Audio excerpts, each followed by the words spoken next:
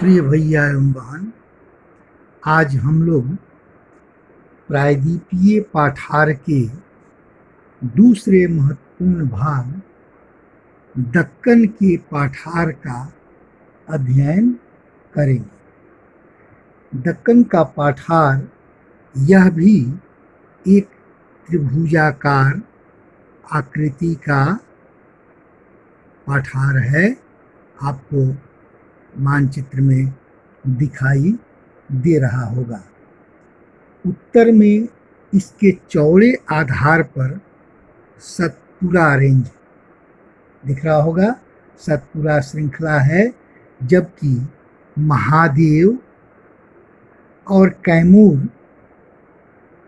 की पहाड़ियाँ तथा मैकाल श्रृंखला इसके पूर्वी विस्तार का अंश है।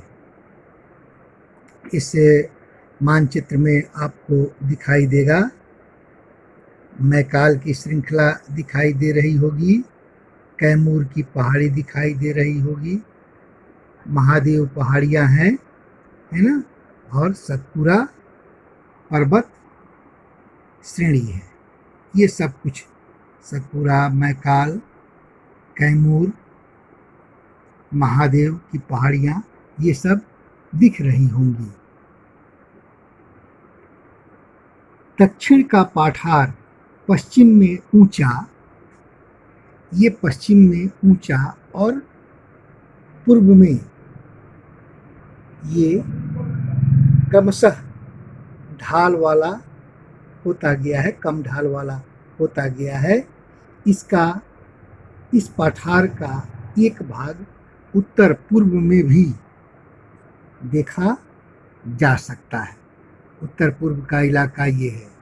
इसे मेघालय का पाठार या कार्बी एंगलोंग के पाठार के नाम से भी हम जानते हैं। उत्तर कचार पहाड़ियों के नाम से भी यह जाना जाता है। यह एक भ्रंश के द्वारा छोटा नागपुर के पाठार से अलग हो गया है। पश्चिम से पूर्व की ओर तीन महत्वपूर्ण श्रृंखलाएं गारो, खासी तथा जयंतिया है। दक्षिण के पाठार के पूर्वी एवं पश्चिमी सिरे पर, ये पूर्वी सिरा है और ये इसका पश्चिमी सिरा है। देखिएगा, क्रमशः पूर्वी तथा पश्चिमी घाट स्थित है। पश्चिमी घाट, ये पश्चिमी घाट जो है वह पश्चिम तट के, ये समुद्री तट है, इसके बिल्कुल समानांतर ये फैला हुआ है। ये लगभग सतत है और कुछ दर्रों के द्वारा ही इसे पार किया जाता है। इसमें पाए जाने वाले महत्वपूर्ण दर्रे भोर घाट, पाल घाट तथा थाल घाट है। पश्चिमी घाट पूर्वी घाट की अपेक्षा, ये पूर्वी घाट है, इसके अपेक्षा ऊंचा है।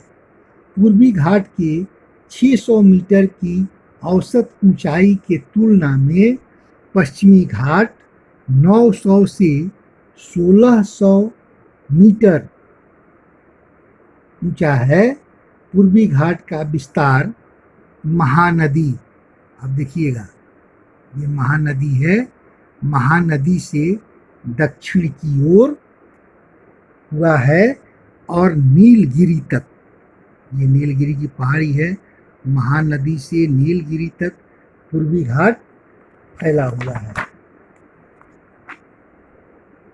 पूर्वी घाट का विस्तार सतत नहीं है। अब देखिएगा, जैसे मैंने बताया कि पश्चिमी घाट सतत है, लेकिन पूर्वी घाट सतत नहीं है। ये पश्चिमी घाट से निकलने वाली या बंगाल की खाड़ी में गिरने वाली नदियों ने इसको काट दिया है। जैसे कृष्णा नदी है, गोदावरी नदी है, कावेरी नदी है, इस श्रृंखला को काट दिया है और काट कर ये नदियाँ बंगाल की खाड़ी में गिरती हैं।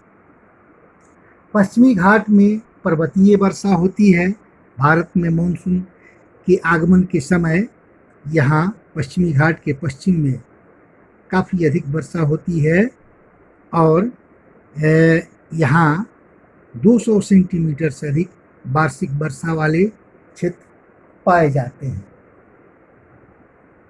पश्चिम घाट को विभिन्न स्थानीय नामों से जाना जाता है।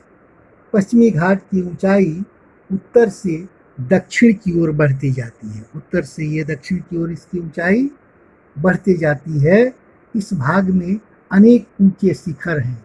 अनाईमुडी तथा डोडा बेटा ये यहाँ सर्वोच्च शिखर पाए जाते हैं। अनाईमुडी की ऊंचाई 2695 मीटर है और डोडा बेटा की ऊंचाई 2633 मीटर है।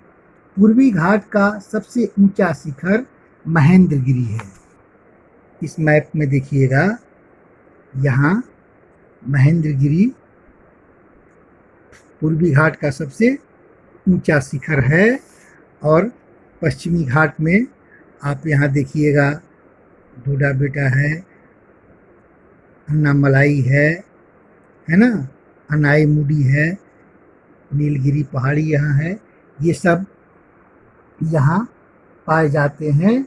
पूर्वी घाट के दक्षिण पश्चिम में सेवाय तथा जावेरी की पहाड़ियाँ स्थित हैं।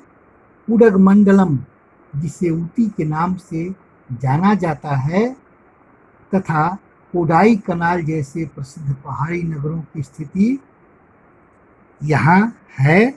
इसको आप मानचित्र में, भारत के प्राकृतिक मानचित्र में आप इसको खोज सकते हैं।